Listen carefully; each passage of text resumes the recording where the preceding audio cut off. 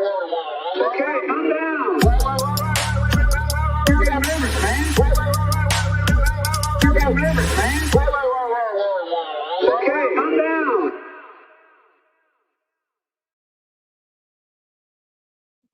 Hello and welcome to the Katie Halper Show. Sorry about that.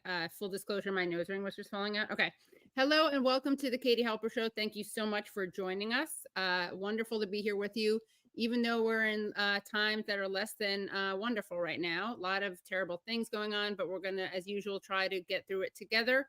As always, I encourage you to please like the stream, give it a thumbs up, subscribe if you haven't already subscribed, press subscribe and then the bell.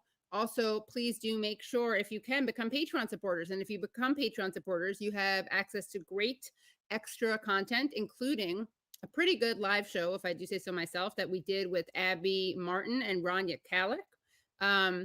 Was it last week? Yeah, last week or 2 weeks ago. I can't even remember now. I believe 2 weeks ago by now. So much has happened since then, obviously. We talked a lot about Nasrallah, and then, of course, he was killed, which was terrible. And I'm just going to start off with the show. But again, you can become members at patreon.com/The Katie Halper Show.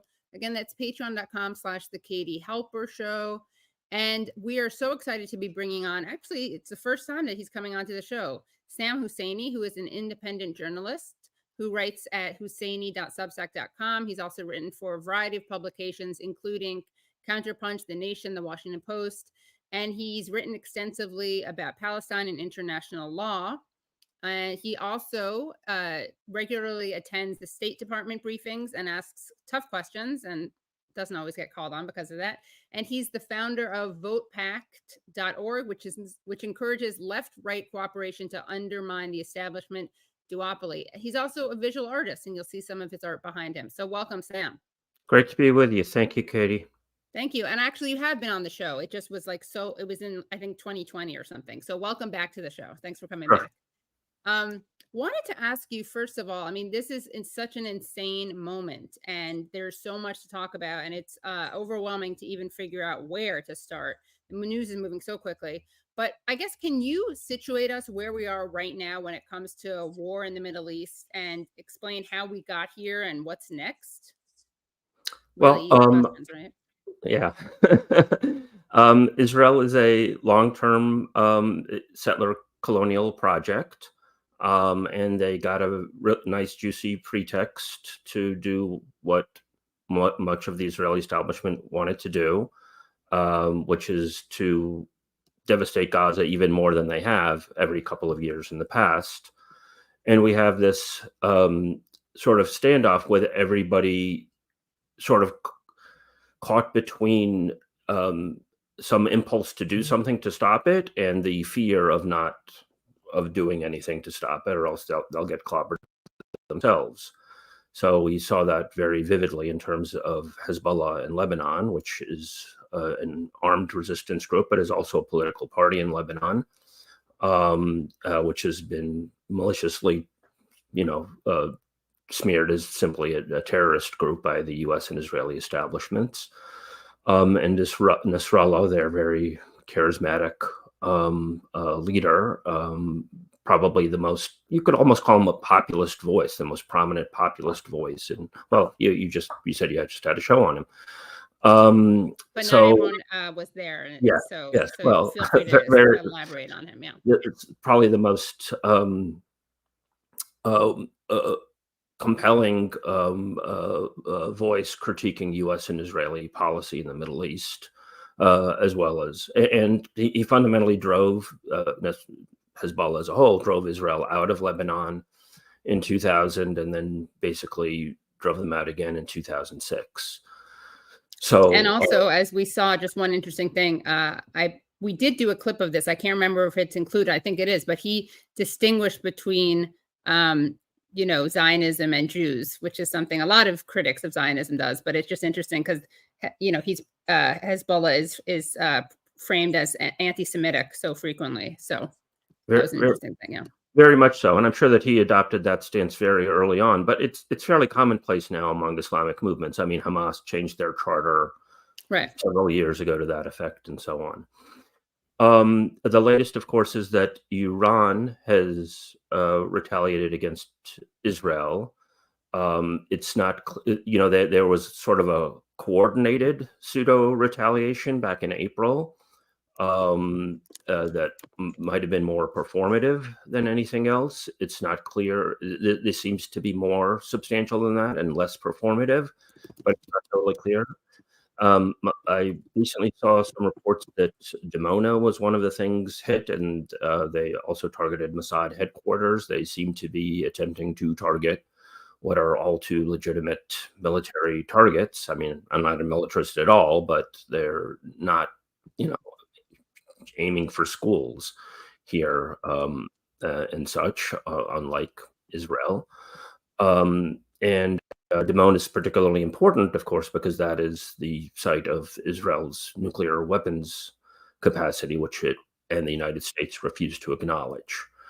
So they are, I think, effectively trying to put that front and center. I should add, because I was at the UN last week, Iran, about, 48 hours ago, maybe 72 hours ago, asked for another urgent meeting of the UN Security Council. And as far as I can tell, they got pretty much blown off by the Security Council. So, and they put out a statement just a couple of hours ago saying that they were, acting with regards to their Article 51 rights under the UN Charter of Self-Defense, and that because Israel had repeatedly struck Iran, they assassinated Hania, the political leader of Hamas, in Tehran, and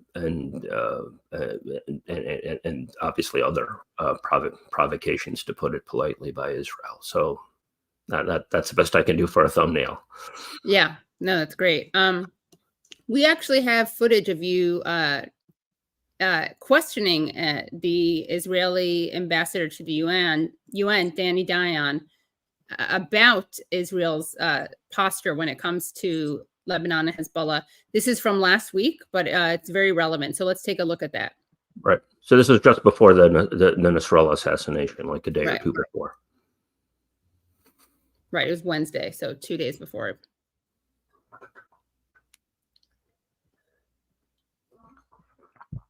Brad, I can play it if you need me to. Yeah? Okay. 1 second. Sorry. All right. While I do that, tell us, actually, Sammy, sorry I call you, do you go by Sammy or just Sam? I know Sam or Usama. Sam is short for Usama. I think you know what it is. It's your last name. The I at the end of your last name, I applied it to the end of your first name. But while I get that ready, could you tell us about your own family's history in this region? I know your family is Palestinian. Then they moved to Jordan. So can you talk us through that while I get this clip ready? Yeah, sure. My dad was born in the Galilee, in Tiberias, Tabaria. And he was driven out in 1948. He was 16 years old at the time, along with hundreds of thousands of other Palestinians. He was initially driven out to southern Lebanon, but he had a relative in Jordan, ended up in Jordan, in Zerka, which, at the time was nothing. There was an army base, I think, there was the only thing there, and they started a refugee camp there, and it eventually became a city. But it started as just a refugee camp in 1948, and that's where he grew up. My mom is Jordanian, from Jordan, from Adaba. They're both. He's Catholic, she's Orthodox Christian, and I've gone several times to Palestine, sometimes with him in Tiberias, the West Bank, and Gaza. Do you still have family there? Distant, barely in touch with. Most of my family's in Jordan. My more immediate cousins are in Amman. Well, and I'm sorry, I know that your father passed away. You've written about that before he was able to go back. Yeah, I mean, to return. Yeah, I mean, when he was facing his death, he ended up being buried in a grave. There are very limited graves in the Christian cemetery in Jordan, and he couldn't be buried next to his mother. His mother died in Jordan as well.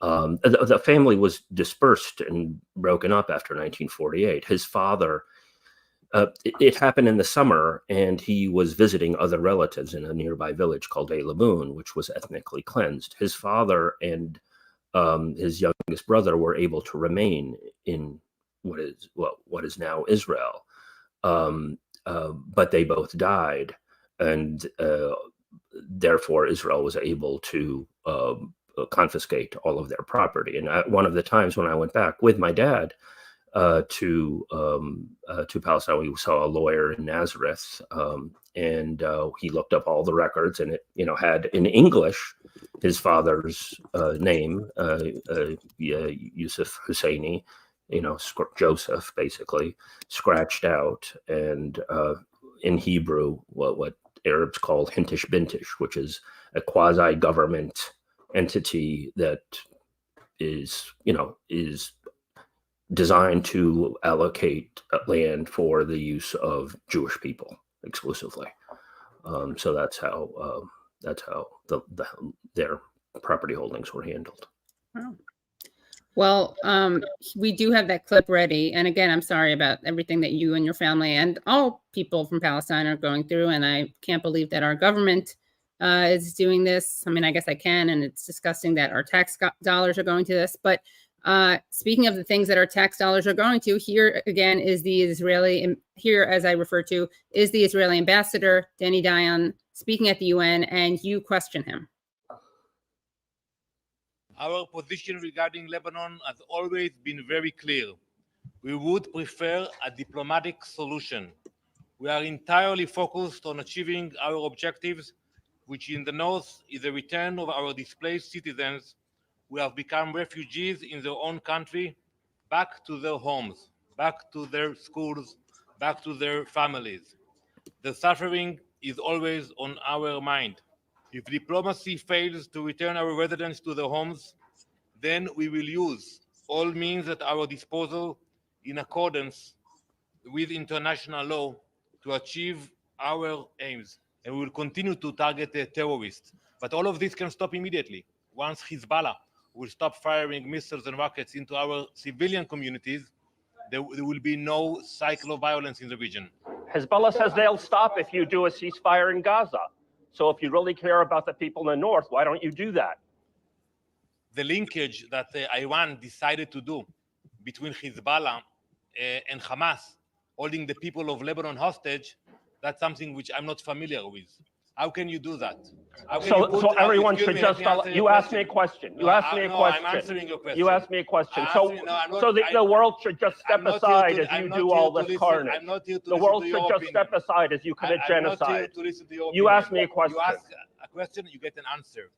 The linkage that the Iranian regime did between Hezbollah and Hamas, holding the Lebanese people hostage, that's not done.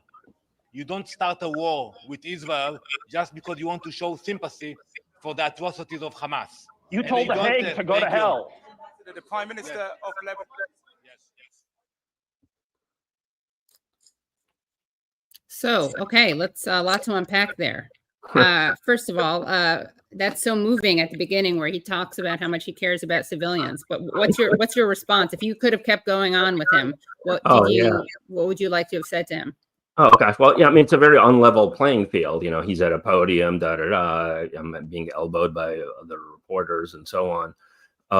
So I don't mean to take on every false thing that he says there, or right, of course, implicitous thing that he says there. Because you didn't have all day.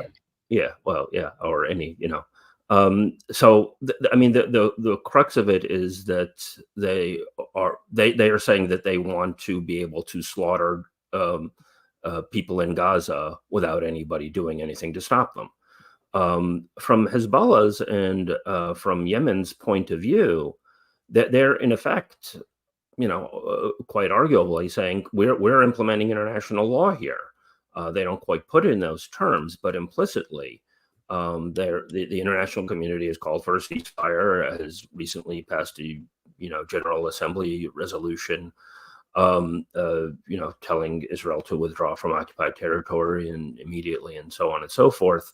And Israel just shrugs it off. It tells The Hague, it tells anybody and everybody to, go jump in a lake. So in effect, Hezbollah and Yemen are saying, you better do this. And Hezbollah was very clear in their statements, saying, we will stop if you stop wreaking havoc in Gaza. We will stop. We will allow Israelis to return to the north and so on. So Israel isn't concerned about people in the north. They want what they are asserting is their right to slaughter people in Gaza. And one sort of weird effect of the threat of a quote unquote wider war vis-a-vis Lebanon or vis-a-vis Iran is it almost takes the focus off of Gaza, so that Right. like one crime is a distraction from the last crime, and it shouldn't be the case. They should be a cumulative indictment, if anything. Right.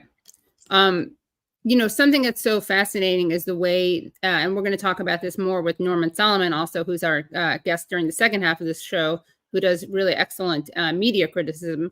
But what's fascinating is that there is absolutely no consistency when it comes to the way the Western media and political elites judge the actions of Israel and Lebanon. So everything that Israel does is self-defense. It's somehow supporting the rules-based order. Everything that Hezbollah does is terrorism. Everything that Iran does is terrorism. There's never any discussion of the civilians killed when you're talking about terrorism.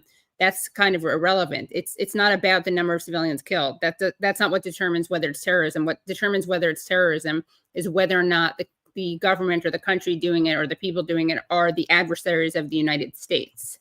Mm-hmm. And I mean, I guess that this is naive, but I was a little bit surprised by how much joy the West was sharing in its reaction to the killing of Nasrallah. Yeah. Oh, I mean, this is, the U.S. has this, we designate who's a terrorist thing, and they put Hezbollah on the list, and it's just, there's no adjudication process or anything like that. It's just, the State Department draws up a list and they decide who it gets proclaimed as a terrorist, and the media just regurgitate that ad nauseum. So, I mean, there have been some decent reports, sometimes very old ones. Somebody, Decensored News, I think, clipped an old 60 Minutes thing where they actually sat down with Nasrallah and talked to them and, talked about the complexity of the organization and so on. And there have been times when Hezbollah was positively depicted. I remember that, in 2006, like The Daily Show, was, impressed that they were able to clean up the mess after Israel bombed the crap out of Lebanon.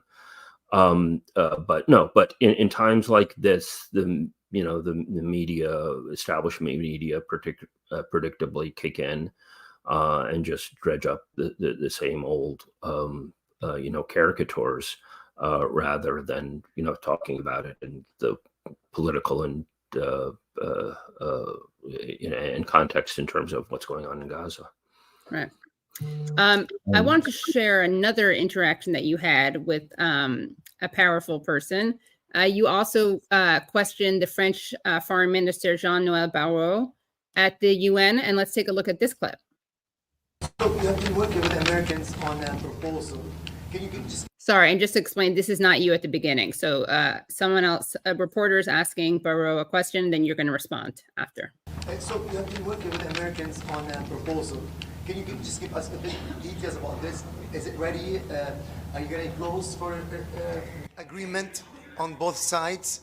You will get the details when it becomes public. Vous aurez les détails quand il sera public. Isn't this a consequence of the failure of the Security Council to properly implement the orders of the ICJ of May? You and most of the rest of the Security Council voted for a U.S. resolution that falsely claimed that Israel agreed to a ceasefire resolution. Didn't that, in effect, give Israel a green light for further aggression? Non, les résolutions du Conseil de sécurité sont la base de la plateforme que nous sommes. So as Sam points out in the subtitles, or whoever subtitled this points out, he's answering in French. He's entirely fluent in English.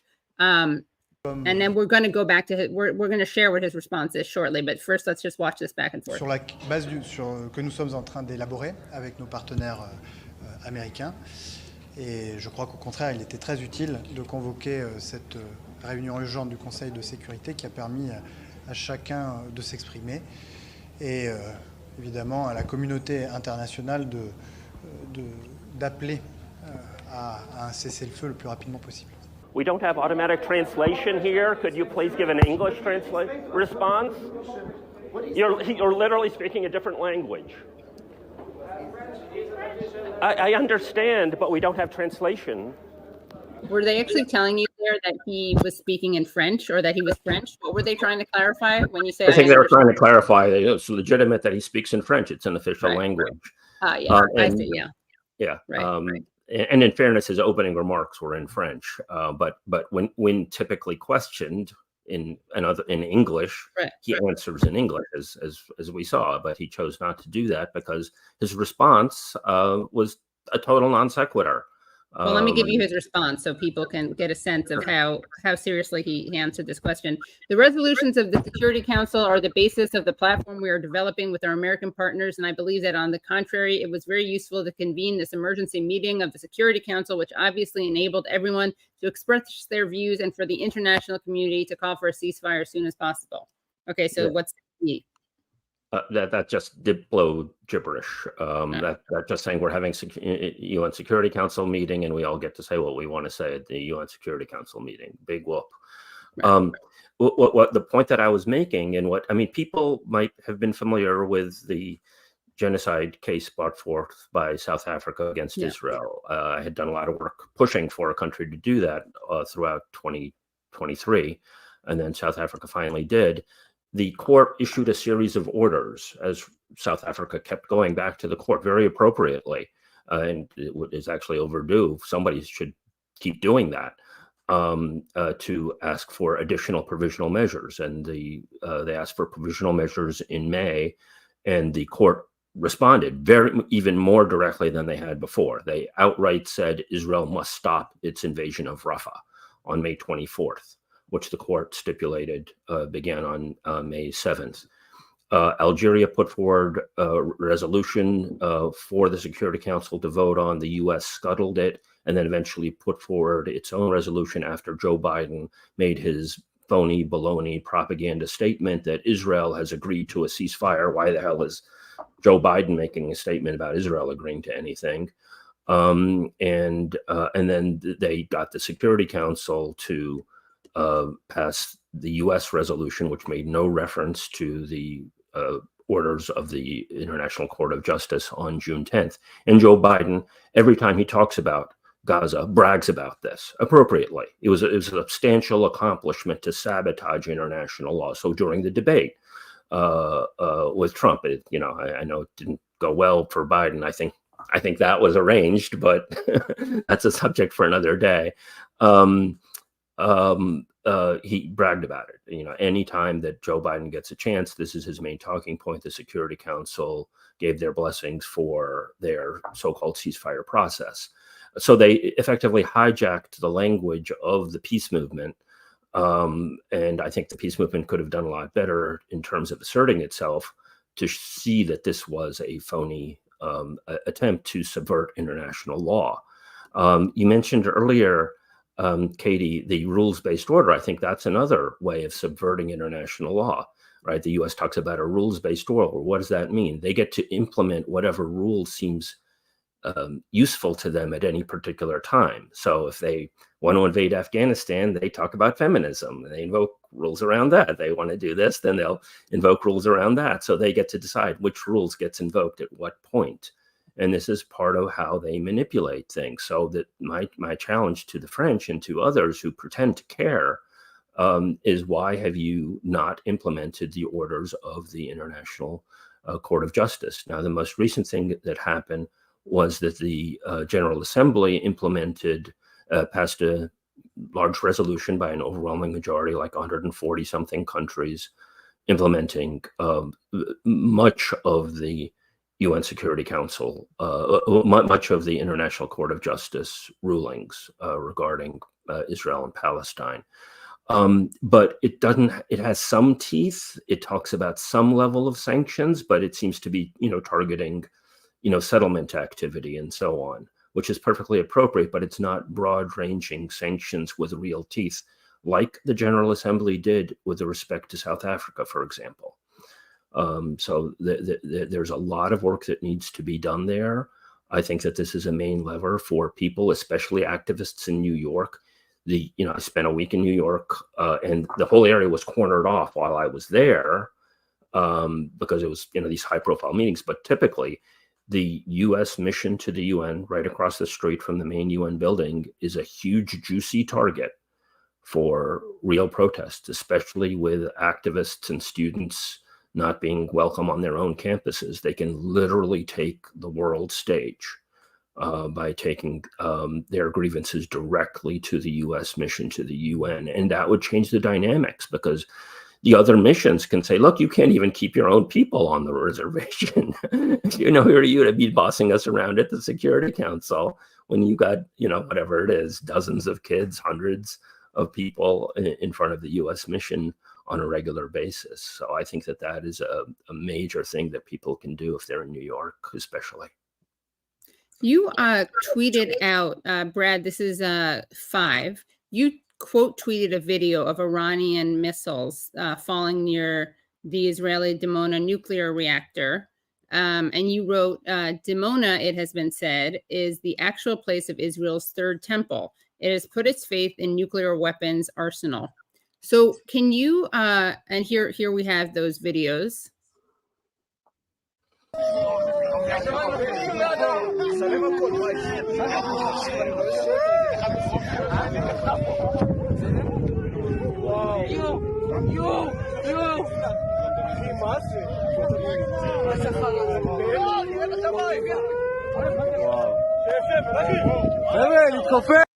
Okay, and then can you elaborate on the calling it its third temple? There's a book by that title, The Third Temple, by a fellow named Mark Gaffney. I think Chomsky might have written the prefix for it or written a blurb for it. That's how I picked it up. I saw it in a bookstore or something. I was like, I was getting into Chomsky many years ago and curious about Israel's nuclear capacity.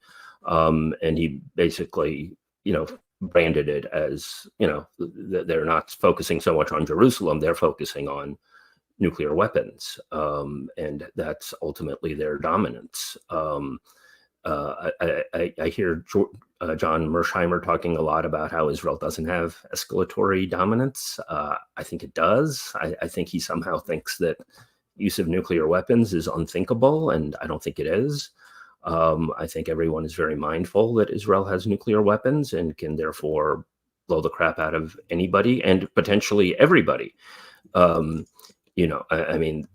they can do the Sampson option, which would be to dust Moscow, which would presumably result in a Russian retaliation on the United States. So it would not just simply slaughter, Arabs and Muslims, but everybody. And the U.S. refuses to acknowledge that Israel has nuclear weapons. I've made a point of asking the State Department, various senators, including members of the so-called Squad. None of them will forthrightly acknowledge that Israel has a nuclear weapons arsenal, which tells me that they are all, just being fed what to say from the State Department. Push comes to shove, they can pose and say whatever they want to say. But I did a piece on this that, went through, and I emailed all of the major critics of Israel in Congress. Did you, what do you say about this? And, didn't get a single positive response. That there is clearly an agenda at play here. And I think it needs to be forcefully, faced by the international community and by the U.S. public. And it has a huge history that goes way back. I mean, Ben-Gurion jerked around J.F.K. because J.F.K. was insisting on inspections. and they, he kept coming up with reasons to stall him, and then finally JFK said, we're going to have to reassess our relationship. And then JFK was assassinated, and then Johnson just let it go, and then they developed this understanding of, nobody says a word about it, but we winky, winky, winky, winky.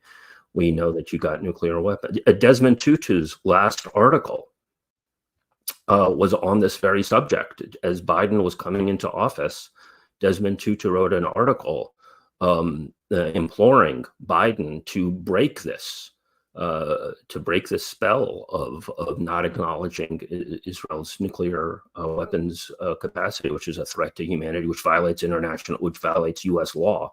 U.S. isn't supposed to be giving money to nuclear proliferators, which Israel obviously is.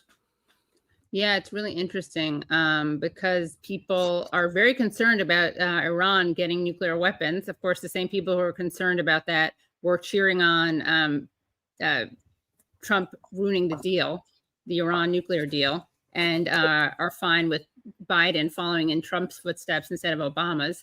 But yet there's no fear of Israel nuclear weapons. I mean, there's no discussion of it, the fact that they have them. But I mean, they're so unhinged. I mean, look at what they're doing right now. Why aren't people afraid of that when Iran uses so much restraint compared to Israel? It's not remotely comparable. Yeah, no, it's incredible. I mean, Israel literally gets away with murder day in, day out. And it's the biases of the U.S. establishment and the adjacent media and increasingly the big tech platforms. And so on. And we need to find creative ways of getting around that. Yeah. Well, we're going to ask you about vote pacts. But Please. Before we do that, I want to mention some things that I saw in the comments. So a lot of people want to know more about the Sampson option. And then someone said something, there's always a lot of controversy when it comes to JFK and how anti-war he was or how critical of this he was. And I can't find it, but it was someone pushing back on whoever wrote that. Write it again if you want. Someone pushing back on something that you said about JFK, and I want you to respond to it because there's I feel like there are two schools of thought when it comes to JFK. Some people think he was actually really a threat to the war machine, and some people think he wasn't. Well, I think that he was in this regard. I sort of, for years, I wrote a piece about this about a year ago.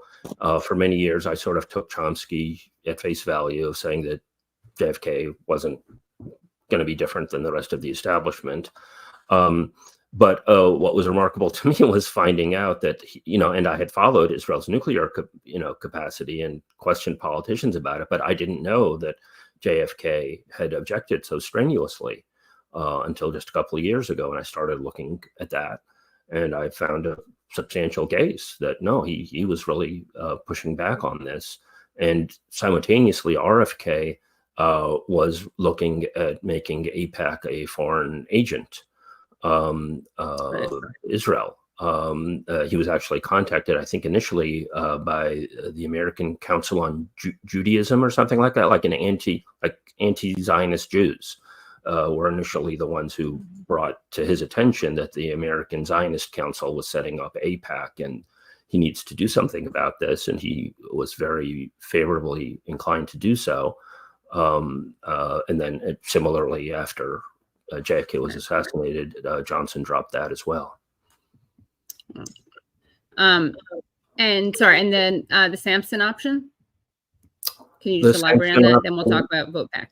Sure. I mean, that's been written about extensively by Chomsky and by Cy Hirsch about the possibility of a nuclear doctrine from Israel, that it would threaten everybody if it felt that it was endangered or its vital interests or whatever were in danger. I mean, it's sort of similar to the Hannibal Directive, right?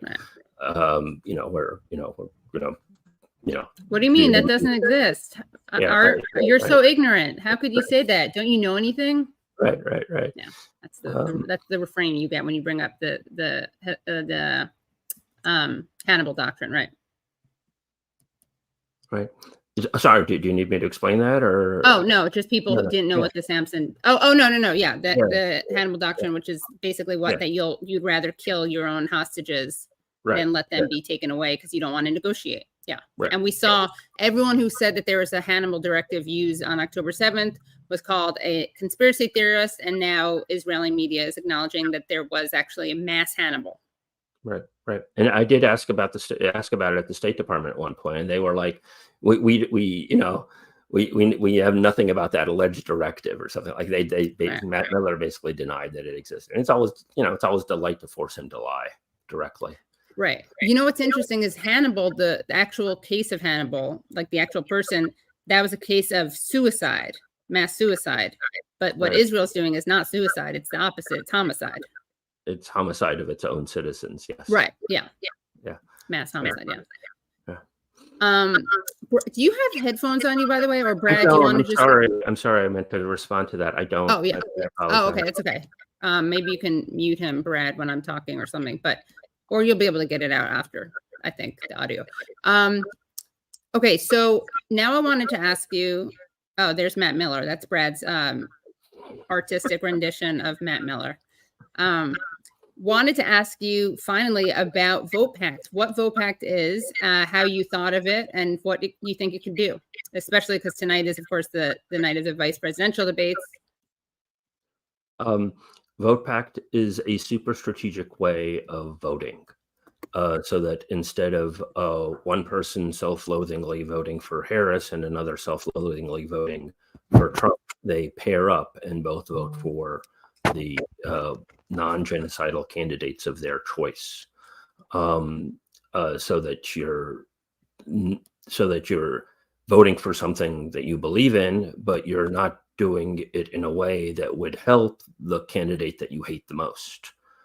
So this is a way, for example, for a left liberal person to find a right-leaning person in their life, and instead of voting for Harris because they feel like they must stop Trump at all costs, that they pair up with a person who might vote for Trump and both vote for whatever it is, Green Party or Libertarian, or they can both for the same candidate, they can vote for other candidates, whatever their actual preference is. It's a strategy that takes some work. But what's the old Bob Marley quote? When the power of love exceeds the love of power, we'll know peace. And this is a way for anyone and everyone to deal a serious blow to the system. Now, if you're already planning on voting for a non-genocidal candidate, A, congratulations. But B, your role in this could be pivotal because you can start pairing people up. Especially people who start pestering you about why you're voting for a candidate that has no chance of winning. And then you tell them, because why are you voting for a genocidal candidate? And they'll say, because the other guy is worse. And you'll say, well, you can pair up with somebody else on the other side. And this could, at least theoretically, snowball. And unlike other voting strategies, it is not an attempt to lessen the damage of third parties. It literally opens the door to actual victory for third-party candidates. Now, I don't know if the candidates that we've got in the field right now are up to it, but they could be.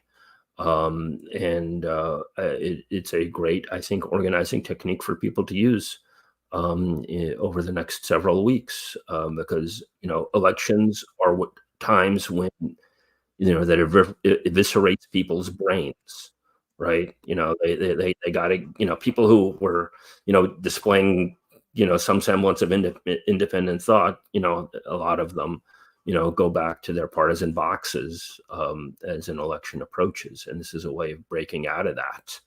I actually thought about this years and years ago, and I've written about it periodically, and I still haven't forgiven Ralph Nader for not embracing it in 2000. But I literally thought of it when I was walking down a hill with my dad, and we were dead tired. I think we went and played Frisbee or something, and we leaned on each other as we walked down the hill. And that's actually the origin of how I, thought of like by leaning on something Right. else, you actually lessen the weight of Mm. it. And from that, I came up with that idea.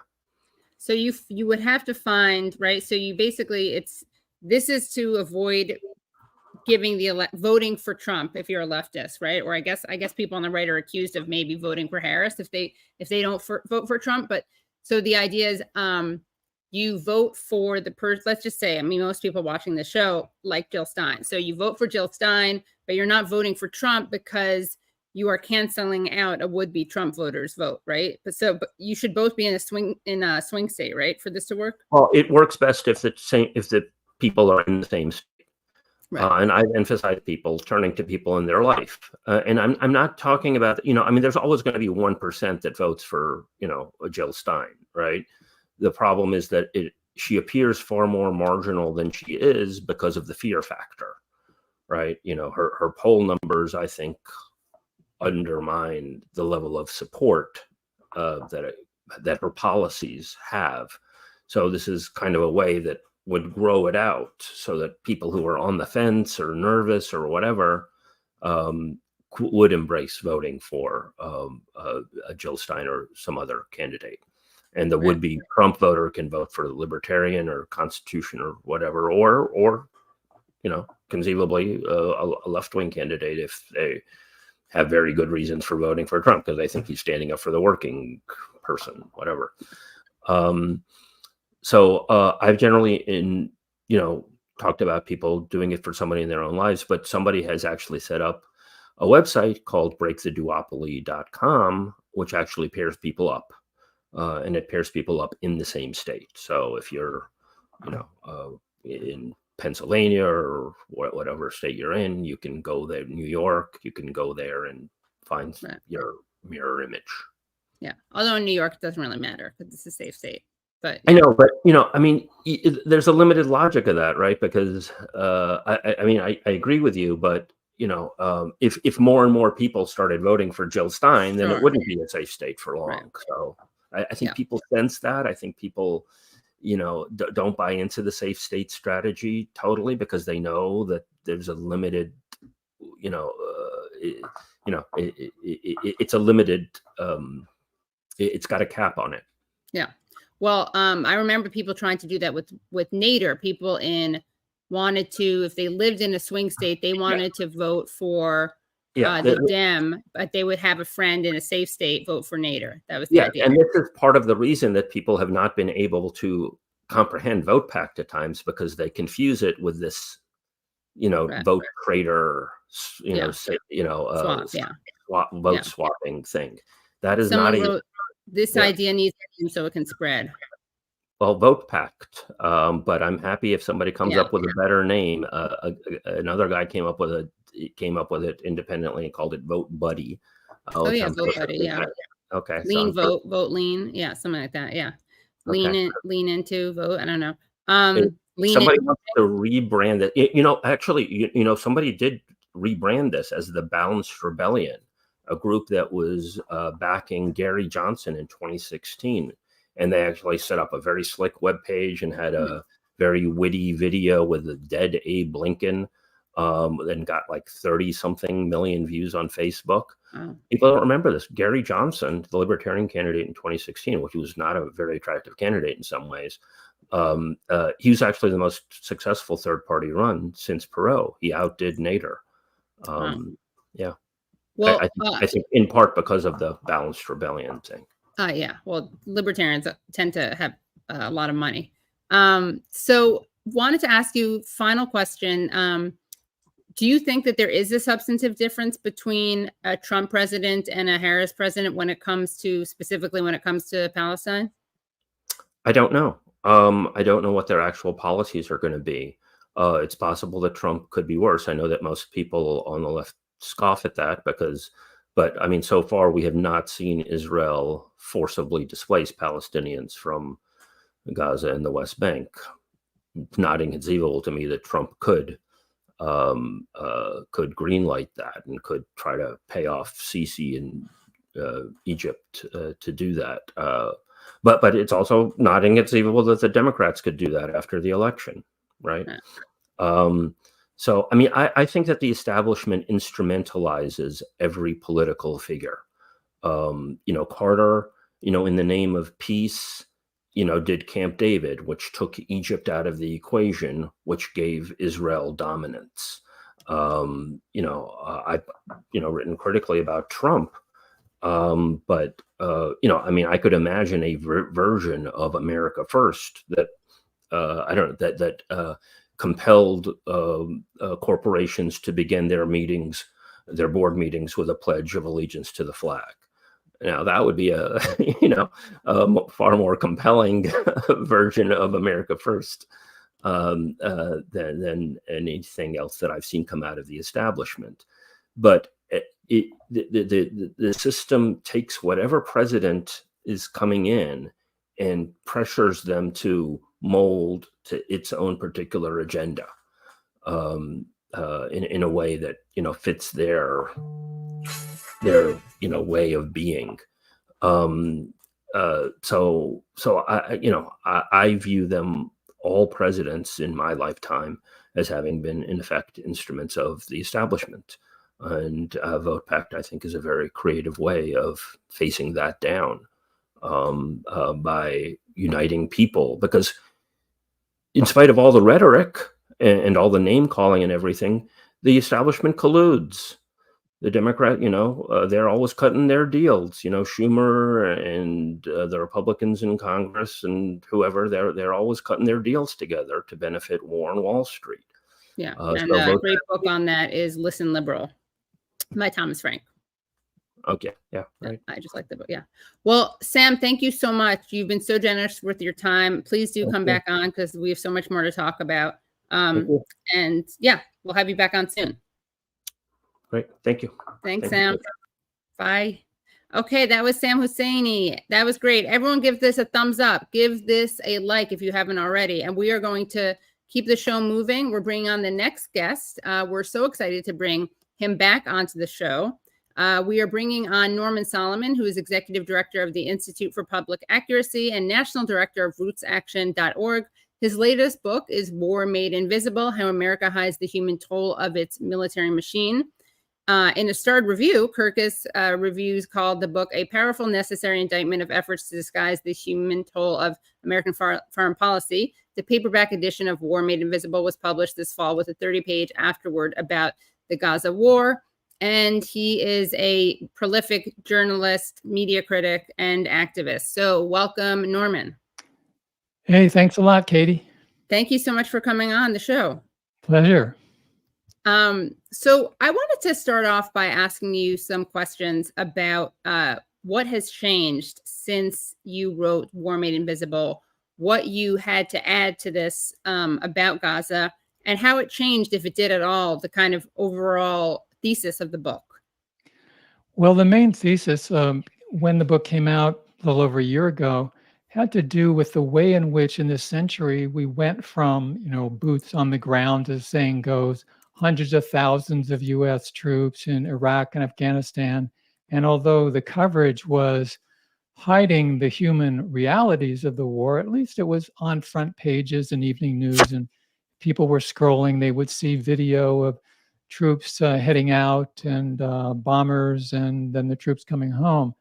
But slowly and steadily in this century, it changed, where the wars were not so obvious to the U.S. public, and they were more and more being fought from the air. And it was the long-range Raytheons and Boeings and other corporations that were really finding new ways to make huge profits. And so the War Made Invisible title has to do with the way in which the realities of war, more and more on the superficial level and also on the cognitive and emotional levels as well, were really fading into the, you might say, to mix metaphors, the walls of the echo chamber. We didn't see it, we didn't hear it. It was very much euphemized. So after the book came out, and then a few months later, the war on Gaza began, I wanted to write an afterword for the paperback that I knew was coming out this fall. And I thought about, now, what is the relevance of the through line of the book, the title and the subtitle? And I came up with, as I really pondered this, that the invisibility of war, in this case, financed and enabled by the US government, really was a replica of the way in which the US media covered and didn't cover what the US had been doing earlier in the century in Afghanistan and Iraq and Libya and elsewhere that we got even less attention to. And then the subtitle, How America Hides the Human Toll of Its Military Machine. And Katie, I think now this is even much more obvious than it was 6 months ago or almost 12 months ago.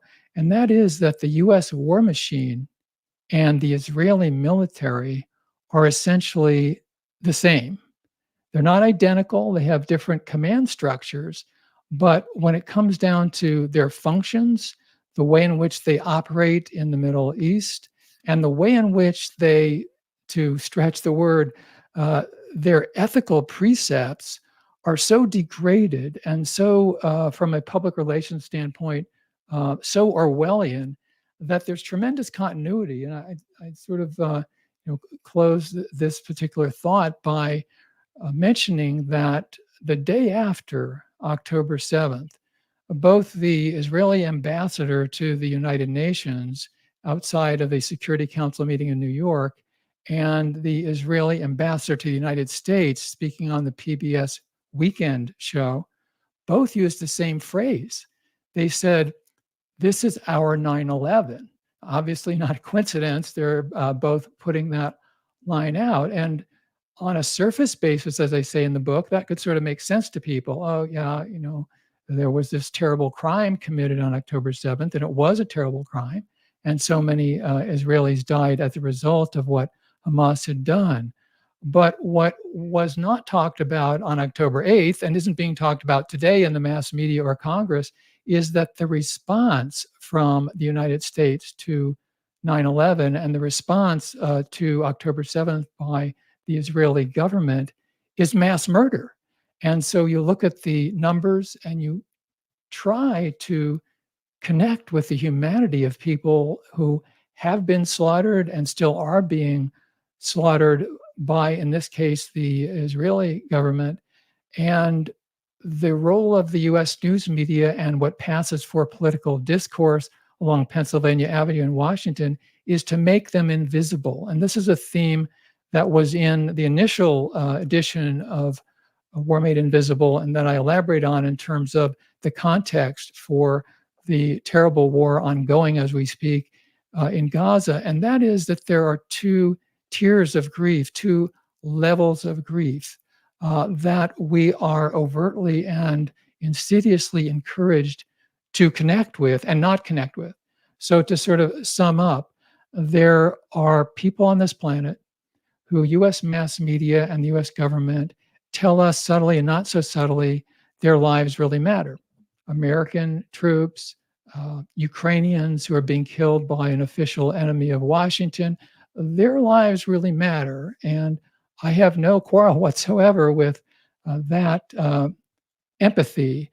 But then there are people whose lives at the other tier of grief who are discounted, who are, without it being so overtly said, treated overall, with rare exceptions in the news media, as subhuman. And this is where we get into a fascistic kind of politics that certainly is overt from the Israeli government and is being actively enabled by the US government. Yeah, it's really interesting because we're going to get to that discrepancy in a second. And of course, it makes me think of, and you referred to this as well, frequently, Chomsky's worthy victims and unworthy victims. But Right. what's fascinating about this invisibility issue is, and someone else was talking about this about, actually, I don't know if you saw the movie Zone of Interest, which is about, Yes. right. So it's about, a commandant living next to Auschwitz and how normalized everything is. And there's a lot of talk, of course, about Arendt's concept of the banality of evil. But as a friend pointed out, after we saw that film, It's actually kind of the opposite in the case of Israel, not in the United States' representation of the Israeli assault, but in Israel's representation of it, because there's actually like a celebration of evil, like a glee of evil. You see these live streams of people celebrating. They don't even try to hide it, right? They wear women's lingerie. They literally gang rape someone on video. They at that Stay Taman. They celebrate when they put on people's clothes. They celebrate when they take over their homes. But there, of course, is an attempt to cover up what's happening here. So the Israeli government, says one thing when it's speaking to Israelis, and then another thing when it's speaking to a Western audience. But in terms of the double standard that you just referred to, you actually, I'm going to quote something that is in your book. It's from the extra chapter, and you refer to an Intercept analysis from the Intercept. So you say in-depth content analysis by the Intercept found that coverage of the war's first 6 weeks by the New York Times, Washington Post, and Los Angeles Times showed a consistent bias against Palestinians. Those highly influential news outlets, quote, disproportionately emphasized Israeli deaths in the conflict and used emotive language to describe the killings of Israelis, but not Palestinians, end quote. For example, quote, the term slaughter was used by editors and reporters to describe the killing of Israelis versus Palestinians 60-1, and massacre was used to describe the killings of Israelis versus Palestinians 125-2. Horrific was used to describe the killing of Israelis versus Palestinians 36-4. And we see that right now, to this day, we see that media bias and that whitewashing and obfuscation of Israel's crimes. In fact, a New York Times article from today says that Israel sends troops into southern Lebanon, not that Israel invades southern Lebanon. So can you talk more about the way the media's whitewashing, not just what's happening in Gaza, but how it's applying to what's happening now in Lebanon? The language is really crucial. You use the term normalization, which I think is very important for us to keep circling back to as we analyze what's happening. In the US, it's a normalization of Orwellianisms that become so routine that we don't, or we're encouraged not to give it a second thought. In terms of the Israeli attack on Lebanon, it's classic. Israel is retaliating.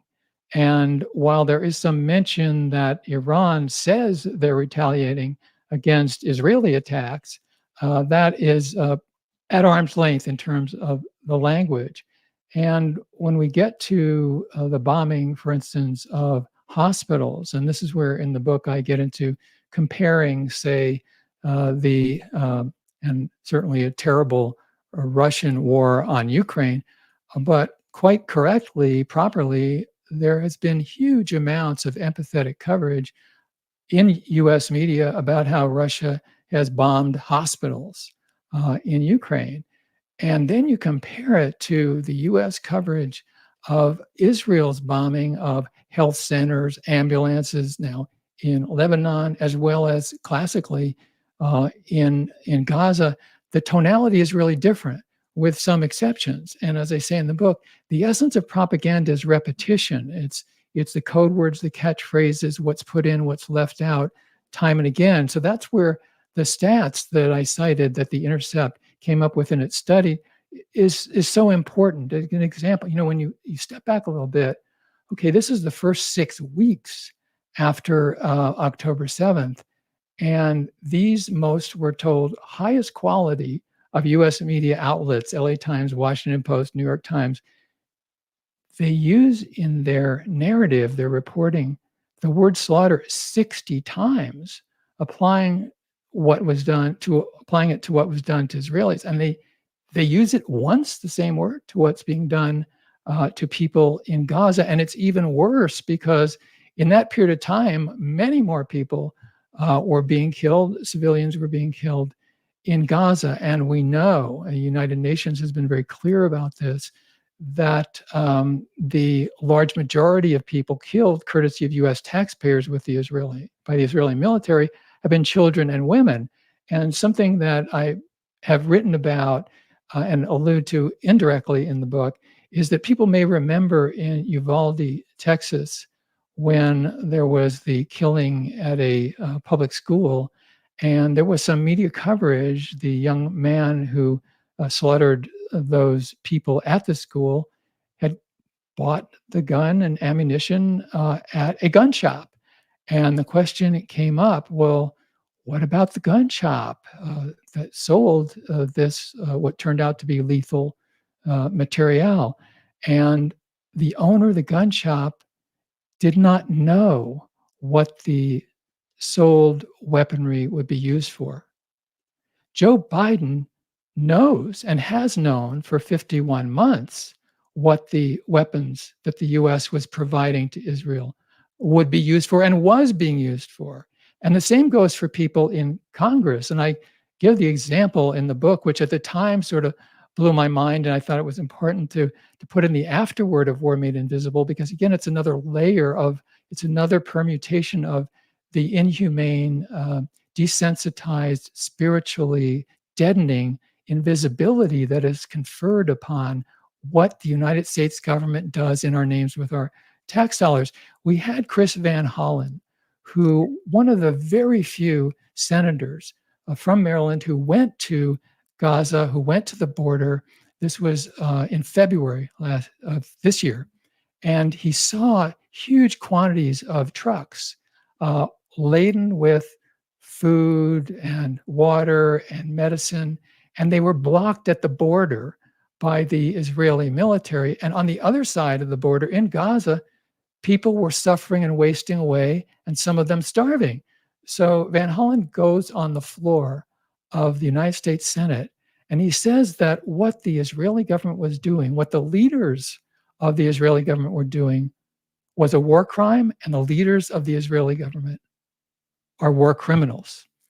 A few hours later, that same Senator Van Hollen voted in favor of $14 billion with a B dollars worth of weapons for Israel. So, we think like it's like a newspeak or doublethink in Orwell's book 1984, where a certain fact can be taken off the shelf when it's convenient, but then when it's inconvenient, you put it back. So a war criminal, and then a few hours later, send them more weapons.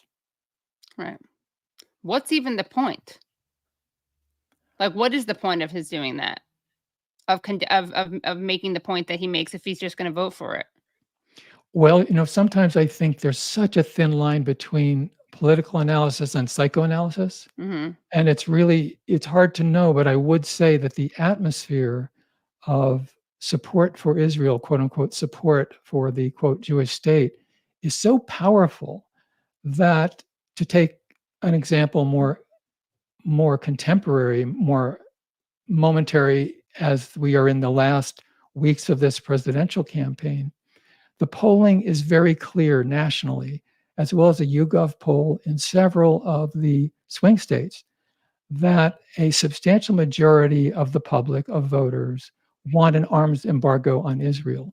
And one of the questions asked was, if you knew that the Democratic nominee supported an arms embargo, would you be more or less likely to vote for that person, to vote for Harris? And it isn't even close. More people would, they said, vote for Harris if she would come out for an arms embargo. And yet, like Van Hollen turning around and voting for the weapons, Harris has been very clear that she has no intention of supporting an embargo on weapons to Israel as it keeps the ongoing daily massacre going on. So that's a sort of a political schizophrenia that we can chalk up to old school, that Biden personifies, just fealty to the Israeli government, and also just plain cowardice, afraid of the pundits, more worried about what the Zionist pundits at the New York Times and Washington Post and those on MSNBC and the other cable news networks will say about you. And this is a really, you might say, ethically, morally, spiritually corrosive reality that does make wars invisible in a visceral sense. Mm-hmm. Yeah. I wanted to actually take a look at these double standards that we are talking about. And I think they're pretty evident just in the way you have Joe Biden responding to Israel and Kamala Harris responding to Iran. So let's compare these two responses. So we have this is Biden's response to Israel's so-called limited incursion. That Israel may be now launching a limited operation into Lebanon. Are you aware of that? Are you comfortable with their plans? I'm more aware than you might know, and I'm comfortable with them stopping. We should have a ceasefire now. Thank you. Do you expect Iran to retaliate? Okay, so there we have it.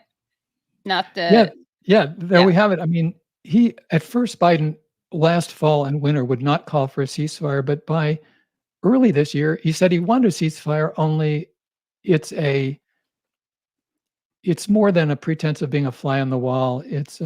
It's preposterous that he calls for ceasefire and keeps making a ceasefire impossible by shipping the weapons. Of course, yeah. So let's compare that to this clip of Kamala Harris' response to Iran. I'm clear-eyed. Iran is a destabilizing, dangerous force in the Middle East, and today's attack on Israel only further demonstrates that fact. Earlier today, I was in the Situation Room with President Biden and our national security team as we monitored the attack in real time and ensured that the protection of U.S. personnel in the region is paramount. I fully support President Biden's order for the U.S. military to shoot down Iranian missiles targeting Israel, just as we did in April. We are still assessing the impact, but initial indications are that Israel, with our assistance, was able to defeat this attack. Our joint defenses have been effective, and this operation and successful cooperation saved many innocent lives. As I have said, I will always ensure Israel has the ability to defend itself against Iran and Iran-backed terrorist militias. My commitment to the security of Israel is unwavering. And let us be clear, Iran is not only a threat to Israel, Iran is also a threat to American personnel in the region, American interests, and innocent civilians across the region who suffer at the hands of Iran-based and backed terrorist proxies. We will never hesitate to take whatever action is necessary to defend U.S. forces and interests against Iran and Iran-backed terrorists. And we will continue to work with our allies and partners to disrupt Iran's aggressive behavior and hold them accountable. Thank you. I mean, so yeah, what do you think of these back-to-back responses? Well, in terms of what Harris said, I like part of it when she said it was really good to shoot down the missiles that were headed towards potentially civilian areas. Problem is that if the U.S. government wants to shoot down missiles that are aiming towards or could be aiming towards civilians, for the last 51 weeks, they should have been shooting down their own missiles. I mean, it's just a ridiculous contradiction that the Israeli government has been terrorizing, maiming, killing so many civilians in Gaza, and yet this is, and of course she was reading the script, the pretense is, we have this value system involved that we're trying to fulfill as though there's a consistent through line, when actually it's, I think, there's a lot to recommend Marxism, but I think maybe even Lewis Carrollism is better from Through the Looking Glass, where, Humpty Dumpty is asked by Alice, how can you make one word mean so many different things? And Humpty Dumpty says, the question is, who has the power? That's all. And so we're seeing that played out again and again. The rhetoric, I think we heard Harris say, Israel has a right to defend itself. Well, Palestinians have a right to defend themselves, one would think. And I'm sure, Katie, and you've taken a lot of attacks for supporting Palestinian rights. I'm sure you have encountered this line thrown at you. I have as well. What are you talking about? Israel has a right to exist. And that's a very common phrase, that if you criticize what the apartheid system, the war system of the Israeli government, that you're told, hey, you're you're not respecting or supporting Israel's right to exist. And my response at this point is, did the apartheid South African government have a right to exist? Right. And does the apartheid Israeli government have a right to exist? And I would say no. Right. And we had Craig McIver on the show who has talked about how Israel's right to self-defense is a double lie because, as he points out, Israel does not have the right to self-defense to defend itself against the people it's occupying. Palestinians do have the right to defend themselves. Now, of course, as is important distinction, that means that you can take up arms against combatants, not against civilians. And also but it's also a double lie because what Israel's doing is not actually self-defense anyway. So they neither have it nor are they exercising it. One more double standard I wanted to show, and this is an article that's the great media critic Saul Rod tweeted out. Okay, so this is from AFP. Entire world should condemn unacceptable Iranian missile attack, Blinken. Iran's missile attack on Israel was, quote, totally unacceptable and should be condemned by the entire world, U.S. Secretary of State Antony Blinken said Tuesday. And by the way, that's the same Secretary of State who lied to Congress about Israel cutting off humanitarian aid. And this is what Saul pointed out. Iran launched a retaliatory attack months after Israel carried out an assassination on Iranian soil and promises of a ceasefire failed, with 0 casualties. The U.S. is yet to condemn Israel's genocide because it's arming and funding it. Their hypocrisy is totally unacceptable. Well, here's a guy, Secretary of State, who's been traveling the globe for several years now, talking about a rules-based order. And he also has talked about it must never be that one country is just allowed to cross a border and invade another country. I mean, there's a personal level, which he was the chief of staff of the Senate Foreign Relations Committee in 2002 when Biden wielded the gavel, and they had in the middle of the summer these bogus hearings that would not allow testimony from people who questioned the plans to invade Iraq. So they have a long history, and it's not a personal issue. They just happen to be those individuals, but it's structural. It goes on again and again.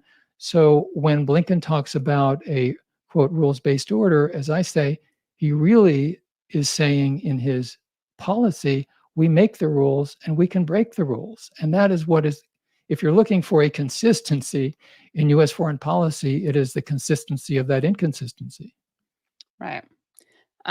You write in your book related to rules-based order, verbiage about a rules-based order presents a nice pose of wanting international relations without military aggression. A related pretense is that the United States only engages in warfare when impelled by the deeds of bad actors. But obviously, behind the scenes, U.S. officials will quietly back Israel's military push against Hezbollah. Can you tell us more about, as you describe, Biden's talk without action, the way he talks the talk but doesn't walk the walk? Yeah, the pose is reluctance to engage in military attacks or anything like that. And I think it's a very useful PR one. I think of something that the military strategist long ago, von Clausewitz, said, every conqueror is a lover of peace. And I think of that a lot when I hear Biden or Netanyahu talk, when they use the standard language about they really want peace. And of course, Lyndon Johnson and Richard Nixon out of the White House said they wanted peace. So it's not a matter of a grain of salt. It's like a huge box of salt that would be necessary just to understand what they're really saying. It's an attitude that says we can blow smoke as much as we want, and the public, U.S. public, after all, USA has elements of democracy. U.S. public won't catch up with us. That is the modus operandi. Right. Something that I was actually shocked got into the media at all was Leon Panetta's statement about, this seems like forever ago, an eternity ago, Leon Panetta's statement about the so-called pager attack. And I just wanted to take a look at this clip of him responding to it. To be able to place an explosive in technology that is very prevalent these days, and turn it into a war of terror, really, a war of terror. This is something new. Is it terrorism? I don't think there's any question that it's a form of terrorism. This has gone right into the supply chain, right into the supply chain. And when you have terror going into the supply chain, it makes people ask the question, what the hell is next? It sounds like you're genuinely worried. I am. This is a tactic that has repercussions. And we really don't know what those repercussions are going to be. The forces of war are largely in control right now of what's going on. Do you think there should be condemnation for it? Should other nations step in, including us? I think it's going to be very important for the nations of the world to have a serious discussion about whether or not this isn't an area that everybody has to focus on, because if they don't try to deal with it now, mark my word, it is the battlefield of the future. So why do you have, oh, no, go ahead. I saw you were about to respond to that. Yeah, well, I think this is sort of a paradigm that happens not often enough, but does happen. Leon Panetta, former CIA director, former Department of Defense, I put defense in quotes, uppercase D. He's 86 years old. He's near the end of his life, presumably. His career is certainly over in Washington. And for whatever reasons, he feels freed up or felt freed up in that interview Sunday show a week or so ago to speak honestly. Essentially, he was saying that Israel is a terrorist state, and that's almost forbidden in U.S. news media. And if he were not former Secretary of Defense, he might never be invited back. You know, he stepped over the line. Right. Yeah, I mean, it's kind of stunning when you see someone like a former CIA director say something more radical than the mainstream media. I mean, no one in the media was calling this terrorist or suggesting it, really, except for this person kind of was. But I think that's an exception. Everyone was accepting the claim that this was a targeted surgical strike. Yeah, and I had to remember when I saw that clip that you just played, that in 2016, as a Bernie Sanders delegate to the Democrat National Convention, I was one of hundreds of us who interrupted Leon Panetta's speech to the convention. We were chanting "No more war," and he was shocked and certainly was, for lack of a better term, a warmonger at that time. So what do we have? We have 8 years later, he's speaking truthfully. And this is a paradigm when people occasionally are no longer in power. We need to force people in power to acknowledge such realities. Right. Well, I want to show another clip. Brad, do you have that clip? I texted you. If not, okay. So let's take a look. This is just this is from today. And this is Matt Lee, the intrepid journalist who actually asks good questions from the AP, asking State Department spokesperson Matthew Miller about Israel and Iran. Let's take a look at this question. Sorry, I didn't realize the sound was so bad. I'll tell you what he asks. I'll just tell you what he says. So Matt Lee says, does the administration see anything that Israel has done over the course of the last 3 weeks as escalatory? And Matthew Miller responds, there is a difference between Israel's actions in Lebanon to defend its civilians and actions Iran took today against another state. Yeah, these are standard responses that we get from people like Matt Miller in the State Department, or Kirby, who actually is not mentioned much, but is a former admiral at the White House. And it's maddening. I know when I was first working on this afterward for War Made Invisible, I was hoping that I was writing history about the war on Gaza, so February, March, April. And I wasn't only writing history, the book is out, in paperback, and it's still going on. It's a war without end. And we might remember that endless war developed sort of a bad odor. It was something that presidents and candidates claimed they were going to stop, but it's been revived, and the sort of the camouflage of U.S. wars are now back out in the open.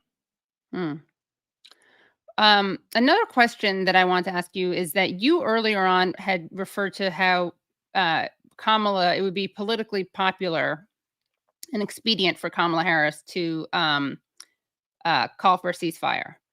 And yet the fact that she's not doing that, does that mean that she doesn't believe the information? Does that mean that she's a true believer? Does that mean that she's ideologically supportive of Zionism? Does that mean that, and this is a question I often have, because John Mearsheimer says basically, and I think this is something some people on the left are afraid to say.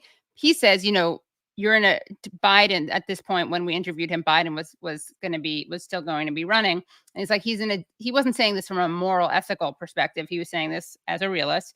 He was saying that Biden was in a damned if you do, damned if you don't position, because if he supported the Israel's war, he was going to lose a lot of popular support, a lot of support among the people who helped elect him last time.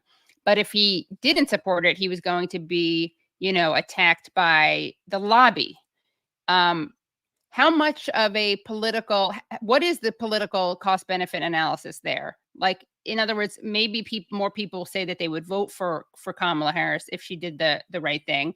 But could you argue that she would be politically kneecapped by the lobby, by donors? I think she'd get a fierce amount of blowback from above, from very powerful forces, including the Israel lobby. In terms of what her calculus is internally, I think of something that the wonderful late Edward Herman told me and was saying to others when these questions came up. Of course, Ed Herman wrote with Noam Chomsky, Manufacturing Consent, and was a great media critic. And Ed said, there's no such thing as a sincerometer. Really, we don't know what the level or extent of sincerity is among any politician, or arguably anybody. But if we know them personally, we have a pretty good feel for it. But from afar, and almost by definition, politicians are constantly playing 3 or 4 dimensional chess to get ahead and all of that. So it's a sort of a long way of saying that we don't know. We can guess and reasonably assume certain factors. My hunch is that while Kamala Harris knows full well those polls, and I'm sure she does, for her it's an unknowable. She'd be way out of her comfort zone. And Hayam Saban, you know, there's 2 words right there. When Joe Biden took a weeny step, I refer to in the book, he said, oh, we're not going to send 2,000-pound bombs right now. And Hayam Saban, who literally provided a large quantity of the millions of dollars that built the Democratic National Committee building in Washington, he went ballistic. And he said publicly that, you know, that was a really bad thing for Biden to do. And Saban, while he's been a huge funder of the Democratic National Committee and party, he also has given money to AIPAC and the Israel lobby, and essentially some of the election deniers he has given money to.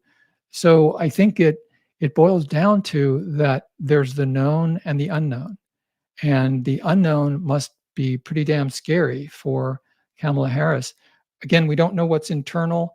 From everything I have seen, it's a good hunch that she buys a Zionist view of the world. Right. Well, Brad, why don't you come in, because you're asking a question. This is actually a question Brad texted me, and I slightly disagree with his framing a little bit, because he just wrote to me, and I'll let him present it, but he said, does she not actually believe that Trump is an existential threat to the U.S., et cetera? If that were true, then you'd think she'd go with the embargo to get more votes. So, well, Brad, you want to come in and say that? I just read it. I just realized, but. I guess the reason that I asked the question I just did right before is because I think that question skips a step, because you can say that according to a poll, you would get more votes. That doesn't mean, and I'm the last person to discourage her from doing the right thing, but this is why I asked you about the political cost of doing the right thing, right? If she would be kneecapped politically, because you can have a poll that says you'll get more votes. That doesn't mean that you'll but if she was handicapped in another way. Yeah. Okay, but if she was kneecapped politically, like if the lobbies or whatever were to go after her, then by extension, they would be supporting Trump. Right? Well, there's no doubt. Oh, you're saying, I see. Okay, I was missing your, yeah, they would be supporting Trump, right? By extension, yeah. Which would, according to them, is literal Satan and the greatest threat that this country has ever faced. And if that were true, I would think they would be doing everything in their power to make sure that that didn't happen. No, you just contradicted yourself, though, because if here's what we're saying. If she ran on an embargo, right? Yeah. And that kneecap and that made her popular among young people, right? Mm-hmm. That's a good thing. That's a plus. But my question, my devil's advocate / realized question was, would that make her politically weakened because the donor class would abandon her, AIPAC would go after her, and would that actually suppress the votes, right? And you just said they would go for Trump, who's Satan. And she would say, that's why I can't do the embargo, because if the donors undermine me, then Trump wins. In other words, for your question to, I think your question to work, we have to know that that the popularity she would get from the embargo would outweigh the cost, political cost. So were it not for those donors, Trump would win? I would think that were it not for votes, like she needs to win what, like Michigan, maybe 2 other states, like that's basically what it comes down to. And I'm just questioning, like, at this point, she really needs, I mean, she's gotten hundreds and hundreds of millions of dollars, like. Right, but isn't the way it works that, like, literally a donor because of, I mean, I don't know, actually, this is a question I have, I guess, for Norman, but I was under the impression that it's not just about, like, the money you have. Donors could literally do something, or AIPAC could literally do something like try to get people confused about where the voting location was. In other words, it's not just about the money, right? Can't they actually sabotage you electorally? Well, I don't know if they would do something that overt, but certainly messaging could be extremely powerful.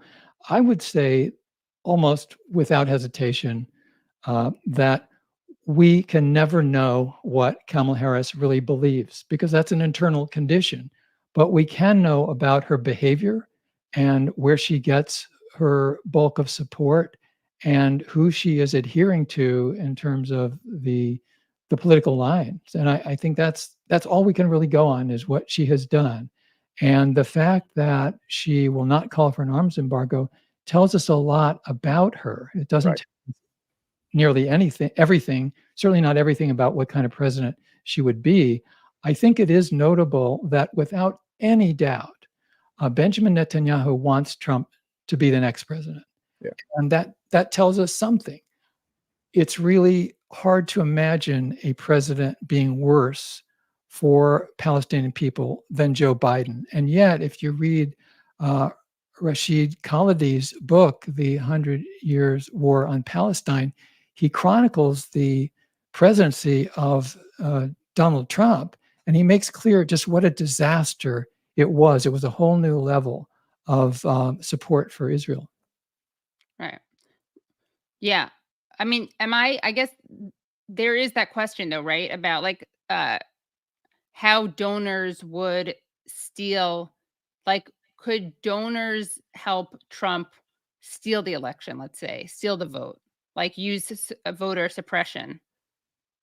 Well, like Miriam Adelson and others, of course, are giving tremendous amounts of money to Trump-aligned efforts and PACs and so forth. I don't.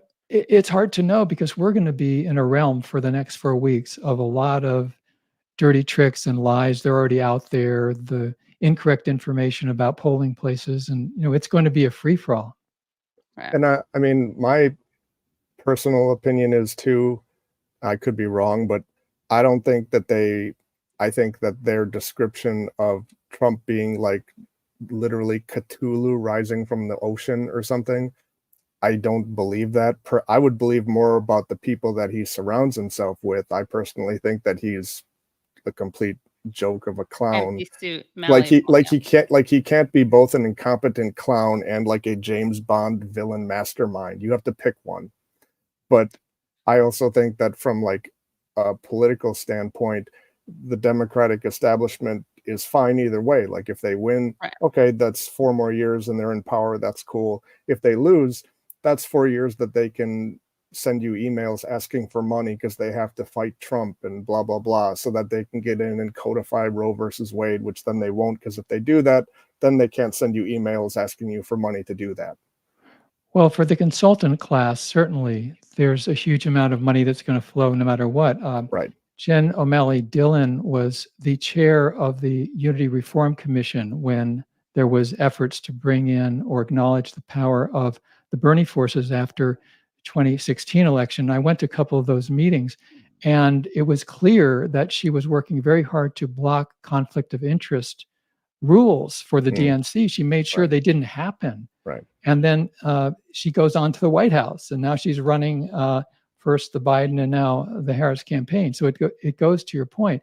That said, and this is sort of to step back more, on foreign policy, my own particular outlook is that it's really hard to know whether Trump or Harris, because of her coterie that we can discern, hard to know who would be better or worse. When it comes to domestic policy, there is no question. The right-wing forces that are aligned with surrounding Trump are the most repressive, toxic, fascistic in our lifetime. Like the Stephen Millers of the world, like that dude's essentially a Nazi, Yeah. But how about this? Just a quick question. I don't know if, please correct me if I'm wrong.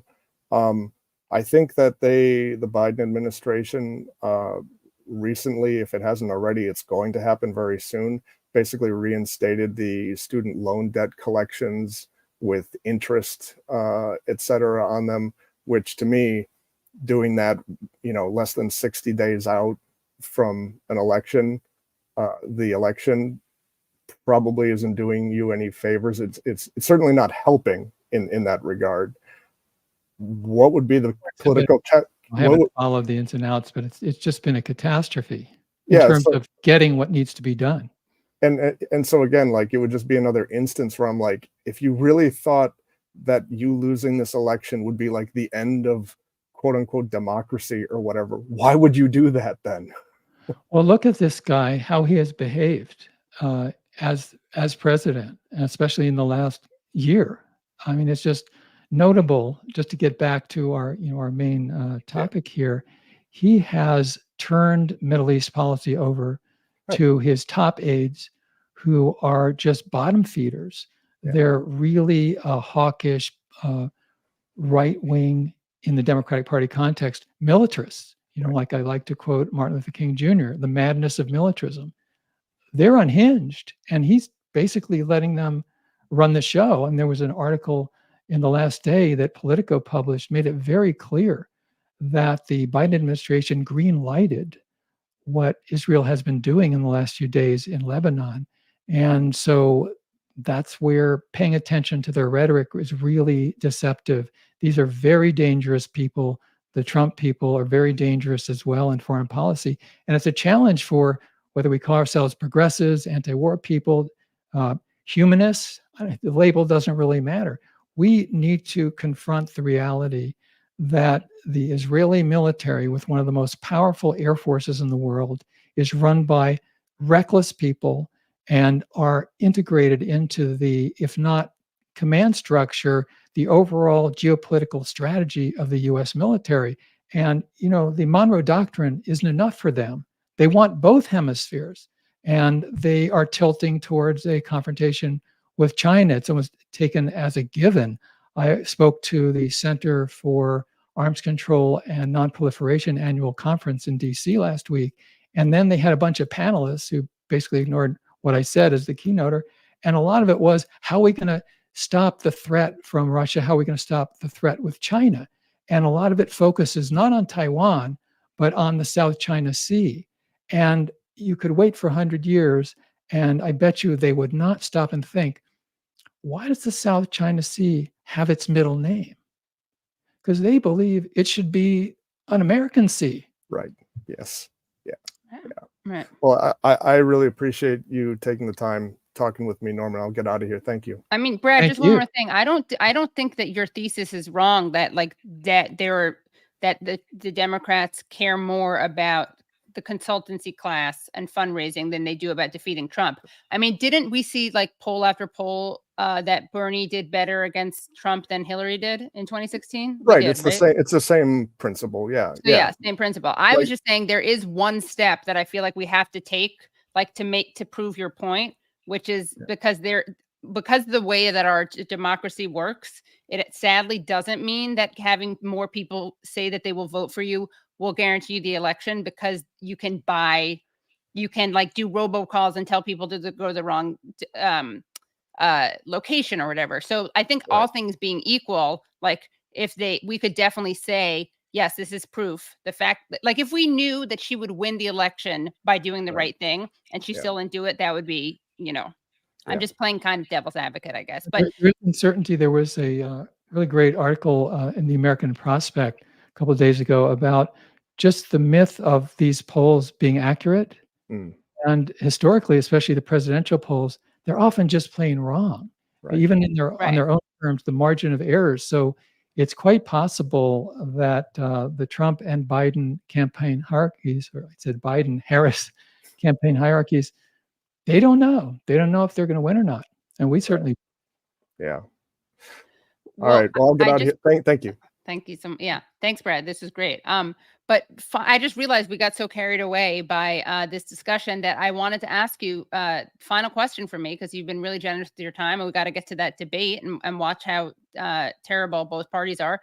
Tell us about your article that you just wrote about the 1,000 Holocausts. Yeah, it was actually adapted from the talk I mentioned that I gave to the conference in DC last week. And I was lucky enough to work a bit with Daniel Ellsberg. His book, The Doomsday Machine, is brilliant. It should be, as a matter of fact, at the Institute for Public Accuracy, we got 535 copies 5 years ago. And I and several other people walked around the Capitol and hand-delivered them, each copy to each member of Congress. And Dan had written a personally signed letter, "Dear Congressperson Smith, dear Congresswoman Jones," whatever. And it explained why the book was especially focused on the need to shut down ICBMs.